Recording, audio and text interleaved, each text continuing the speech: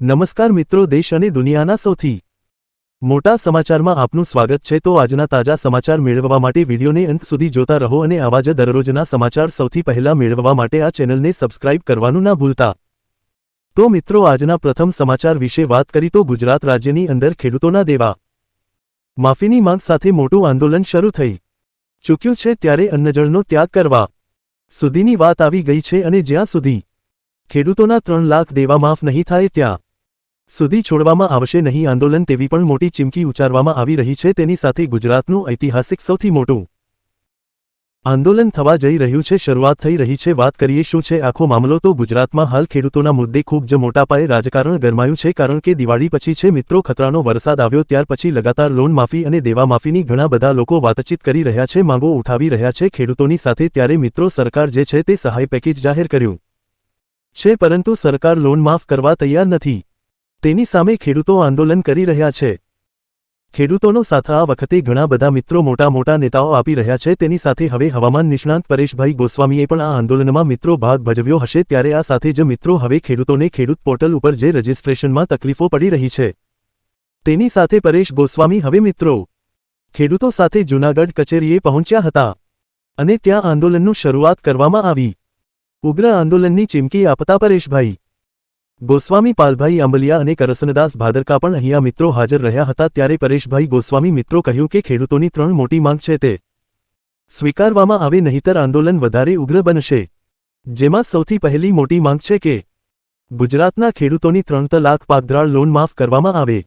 બીજી માંગ છે તો ખેડૂતોને 2019નો બાકી પાક વીમો આપવામાં આવે અને ત્રીજી સૌથી મોટી માંગ છે કે 200 મણની મગફળીની ખરીદી સરકાર જે છે તે ખેડૂતો પાસેથી કરે। આ માંગણી સાથે મિત્રો પરેશભાઈ ગોસ્વામી આંદોલન શરૂ કર્યું હતું વહેલી સવારે 9 વાગ્યાનું। ત્યાર પછી હવે મિત્રો તેમણે કહ્યું કે જો આ માંગણી 10મી 12 દિવસમાં આવનારા દિવસોમાં સ્વીકારવામાં નહીં આવે તો અન્નજળના ત્યાગ સાથે ઉગ્ર આંદોલન શરૂ થશે। ત્યાર પછીના મહત્વના સમાચાર વિશે વાત કરીએ તો વાવાઝોડું ભૂકા કાઢશે 7 દિવસ ભારે વરસાદને લઈને ફરી એકવાર નવી સિસ્ટમ બની ગઈ છે। જી હા મિત્રો, અત્યારે ગુજરાત રાજ્યની અંદર શિયાળો જામ્યો છે। જોવા જઈએ તો 15 ડિગ્રી આસપાસ તાપમાનો પડી રહ્યા છે અને કડકડતી ઠંડીની શરૂઆત થઈ ગઈ છે, પરંતુ મિત્રો આ 5 થી 6 દિવસ પૂરતો ખેલ ચાલવાનો છે અને વળી પાછી મિત્રો વરસાદની સિસ્ટમ ગુજરાત ઉપર ઘાતક રીતે તૂટવા જઈ રહી છે। મિત્રો પહેલા પણ જણાવવામાં આવ્યું હતું અને અત્યારે ફરી એકવાર આગાહી આવી રહી છે, તો સાવચેત થઈ જજો, કારણ કે આ દિવસો દરમિયાન જો અગાઉ તૈયારી નહીં રાખો તો મિત્રો ભારે નુકસાન વેઠવાનો વારો આવી શકે, કારણ કે અંબાલાલ પટેલે આગાહી કરી છે અને 99% એ આગાહી સાચી જવાની છે, કારણ કે સિસ્ટમ બનવા લાગી છે। અંબાલાલ પટેલનું કહેવું છે કે 1 અઠવાડિયા સુધી તાપમાન જે છે તે ઠંડીવાળું રહેશે, પરંતુ 15 તારીખ પછી 18 નવેમ્બર આસપાસ જે છે તે બંગાળની ખાડીની અંદર એક મોટું તોફાન, મોટું વાવાઝોડું ચક્રવાત બનવાની આગાહી અબાલે કરી છે અને મિત્રો આ વાવાઝોડું બનવાની શરૂઆત થઈ ગઈ છે।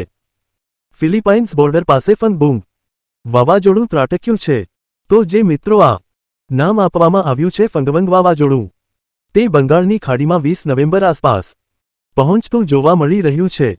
તો જો આ વાવાઝોડું બંગાળની ખાડીમાં એન્ટ્રી લેશે, લાગી રહ્યું છે 99% એન્ટ્રી લેશે, તો મિત્રો તમને જોવા મળશે કે ગુજરાત રાજ્ય ઉપર ભારે પવનો સાથેના વરસાદો જે છે તે વળી પાછો ભર શિયાળે ભૂકા કાઢશે 20 નવેમ્બરની આસપાસ। તો મિત્રો ત્યાર પછીના મહત્વના સમાચાર વિશે વાત કરીએ તો આતંકીઓએ નિશાના ઉપર શું લગાવ્યું હતું તે જાણવા મળ્યું, જ્યાં મિત્રો ગુજરાતમાંથી જે ICS એટલે કે પાકિસ્તાની આતંકી સંગઠન સાથે જોડાયેલા કેટલાક લોકો મળી આવ્યા હતા, આતંકીઓ મળી આવ્યા હતા, તેને લઈને મોટી જાહેરાત ગઈકાલે મિત્રો મેં તમને આ સમાચાર આપ્યા હતા, પરંતુ આજે જાણવા મળ્યું કે આતંકીઓ જે છે તે ગુજરાતમાં કંઈક મોટું કરવાના હતા, કારણ કે આતંકીઓના નિશાના ઉપર શું હતું તે બધું પૂછતા જ કરતા જાણવા મળ્યું। ગુજરાતમાં મિત્રો ઝડપાયેલા જે 3 આતંકીઓ છે તેમને લઈને મોટો ખુલાસો થયો। આતંકીઓએ મિત્રો જણાવ્યું કે આતંકીઓના નિશાના ઉપર લખનૌનું RSS કાર્યાલય હતું, સાથે જ મિત્રો આ 3 જે ઝડપાયા તેમને લખનૌ RSS કાર્યાલય ઉપર આતંકી હુમલો કરવાની ફિરાકમાં હતા તેવી માહિતી મળી। બીજા નંબર ઉપર તેમના ટાર્ગેટ ઉપર હું હતું, તો મિત્રો જણાવીએ તો દિલ્હીની આઝાદપુરી મંડી પણ નિશાના ઉપર હતી। તેની સાથે અમદાવાદ, દિલ્હી, મુંબઈ, લખનૌ અને જમ્મુ કાશ્મીર આ 5 શહેરોને ટાર્ગેટ બનાવવાના હતા, હુમલાને નિશાન બનાવવાના હતા તેવું પણ જાણવા મળ્યું। તો મિત્રો કંઈક મોટું થાય તે પહેલા જ ગુજરાતની અંદર જે છે તે અને ઝડપી પાડવામાં આવ્યા છે। ગુજરાત પોલીસને મિત્રો જે છે તે ખાસ કરીને વંદન, કારણ કે આવા જે આતંકીઓ છે કે જે કંઈક મોટી ઘટનાને અંજામ આપી શકે। તેમાંથી મિત્રો જે છે તે 3ને પકડી પાડવામાં આવ્યા છે અને તેમાંથી એક મોટો ડોક્ટર હોવાનું પણ સામે આવ્યું। ત્યાર પછીના મહત્વના સમાચાર જાણીએ તો ભાજપ ખેડૂતોને રોડ ઉપર લાવ્યા તેવી માહિતી આપવામાં આવી છે। જી હા દર્શક મિત્રો, તમારું શું કહેવું છે? કારણ કે અત્યારે મિત્રો ખેડૂતો જે છે તે ખાસ અત્યારે લાલ થઈને બેઠા છે, એટલે કે ગુસ્સામાં છે। ત્યારે આમ આદમી પાર્ટીના પ્રદેશ પ્રમુખ ઈશુદાનભાઈ ગઢવીએ મહાપંચાયત યોજી હતી, ત્યારે ત્યાં મિત્રો તેમણે ભાજપ ઉપર પ્રહાર કરતા ભાજપ ઉપર કહ્યું કે આ જેટલા પણ સભાની અંદર લોકો ખેડૂતો ઉભરાયેલા હતા, તો મિત્રો બધા જ ખેડૂતોની માટે મિત્રો આમ આદમી પાર્ટી પક્ષ લઈ રહી છે। જે વરસાદ પડ્યો અને ત્યાર પછી સરકારે જે પેકેજ જાહેર કર્યું હતું 10,000 કરોડનું, જેનાથી ખેડૂત દીઠ 22,000 પ્રતિ હેક્ટર મળવાના છે, તેને લઈને મિત્રો તેનો વિરોધ પણ કર્યો અને મિત્રો ત્યાં મિત્રો જણાવ્યું કે આ પેકેજ જે છે તે ખેડૂતો માટે કોઈ કામનું નથી। બીજા નંબર પર ભાજપના ખેડૂતો, ભાજપે જે છે તે ખેડૂતો મજૂરો ભાગ્યાઓને રોડ ઉપર લાવી દીધા તેવું પણ મિત્રો ઈશુદાન ગઢવી આમ આદમી પાર્ટી તરફથી કહેવામાં આવ્યું। સાથે જ મિત્રો તેમણે કહ્યું કે ભાજપના રાજમાં માત્ર 20,000 ભાજપના અધિકારીઓ છે, તેમનો જ વિકાસ થયો છે, બાકી મધ્યમ વર્ગ કે ગરીબ વર્ગના કોઈપણ લોકોનો વિકાસ થયો નથી। ભાજપે ખેડૂત વિરોધી સરકાર કેમ છે એના પુરાવા પણ હું આપી શકું। જ્યાં પણ નજર કરશો ત્યાં ભાજપના નેતાઓ અને તેમના દીકરાઓ હોટલ ફાર્મ હાઉસ ખરીદી રહ્યા છે અને બાકી જે ગરીબ લોકો છે તેમનું અત્યારે કોઈ નથી તેવી પણ જાહેરાત જે છે તે મિત્રો આમ આદમી પાર્ટીના અંદર જે મહાપંચાયત યોજવામાં આવી ત્યાં કરવામાં આવી। મિત્રો શું તમને લાગી રહ્યું છે કે અત્યારની સરકારે ખેડૂતોને દબાવ્યા છે, ખેડૂતોને રોડ પર લાવ્યા છે? આમાં આ વાતથી તમે સહેમતિ ધરાવશો કે નહીં? કોમેન્ટમાં લખીને જણાવી દેજો। તો ત્યાર પછીના મહત્વના સમાચાર વિશે મિત્રો વાત કરી તો ગુજરાતની અંદર પણ સરકાર આપશે દર મહિને 300 યુનિટ મફત વીજળી, કરવામાં આવી છે યોજનાની જાહેરાત।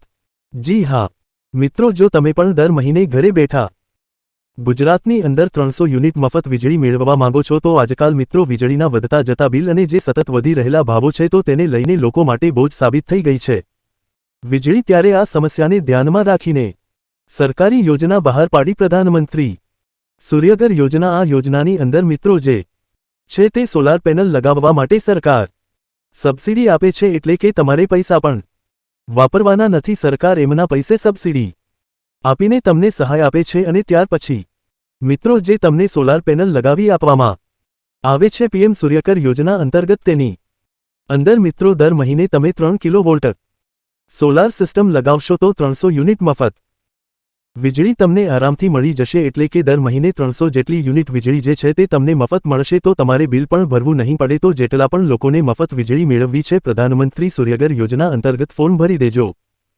ત્યારબાદ મિત્રો મહત્વના સમાચાર વાત કરીએ તો 2,000 રૂપિયાના પીએમ કિસાન યોજનાના આવનારા 21મા હપ્તાને લઈને સરકારે કરી સૌથી મોટી જાહેરાત। જ્યાં મિત્રો અત્યારે ઓનલાઈન સોશિયલ મીડિયા ઉપર જે છે પ્રધાનમંત્રી યોજનાના 21મા હપ્તાને લઈને ઘણી બધી અફવાઓ ચાલી રહી છે, જૂઠા ફેક વિડિયો પણ ચાલી રહ્યા છે। ત્યારે સરકારે મિત્રો જે છે તે આ મેસેજ ઉપર ભરોસો ના કરવો અને સરકારે ઓફિશિયલ જાહેરાત કરી। અત્યાર સુધી મિત્રો લોકો જે છે તે ફેક માહિતી પણ આપી રહ્યા હતા, તેની વચ્ચે હવે સરકારે જે જાહેરાત કરી છે 2,000નો હપ્તો આવે એ પહેલા સરકારે ચેતવણી આપી છે ખેડૂતોને। જી હા, જે પણ લોકો ખોટી રીતે 2,000 રૂપિયાના હપ્તાનો લાભ લઈ રહ્યા છે પીએમ કિસાન યોજના અંતર્ગત, તે સાવધાન રહેવું, કારણ કે આ યોજનાના પૈસા માત્ર એક ખેડૂતને જ મળે છે। પરિવારની અંદર ઘણા બધા લોકો પતિ પત્ની અને સગીર બાળકો હોય તો બાળકો પણ યોજનાનો લાભ લઈ રહ્યા છે।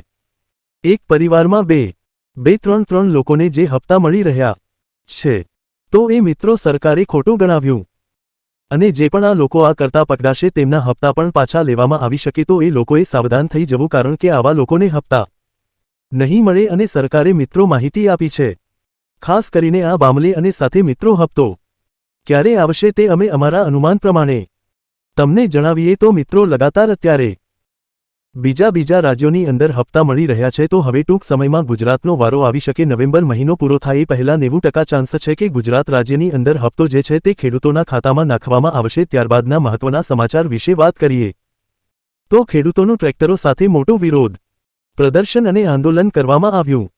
ગુજરાત રાજ્યની અંદર જહાં મિત્રો કસમુકા મોસમી વરસાદને પગલે ગુજરાતના અંદર ખેડૂતોને મિત્રો પાકને જે નુકસાન થયું છે ત્યારે ખેડૂતોના દેવા માફ કરવા અંગે સરકાર પાસે માંગ ઉઠી રહી હતી। આ દરમિયાન ખેડૂતો આક્રોશ યાત્રા શરૂ કરાઈ જે મિત્રો હાલ સુરેન્દ્રનગરના થાનમાં પહોંચી છે।